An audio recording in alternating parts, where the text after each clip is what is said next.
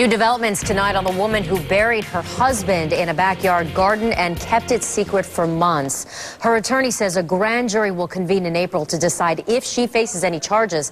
And for the first time, he sat down with our Ryan Race to tell her side of the story.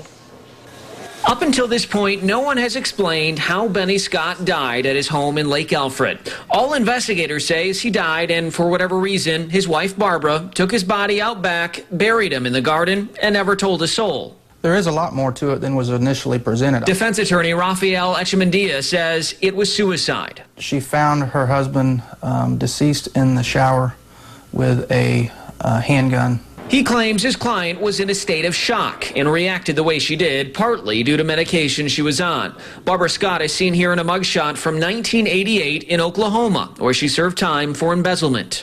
Had it not been a suicide, she doesn't believe she would have reacted the same way. She says she was extremely embarrassed having to tell friends and family that he had committed suicide. So instead, anytime people asked about Benny, Barbara made up a story, but couldn't keep it straight. The stories started to get twisted, so her daughter confronted her about this. Neither the sheriff's office nor the medical examiner's office are releasing Benny Scott's autopsy report. However, Barbara Scott's attorney says he's learned that everything in that report is consistent with his client's statements.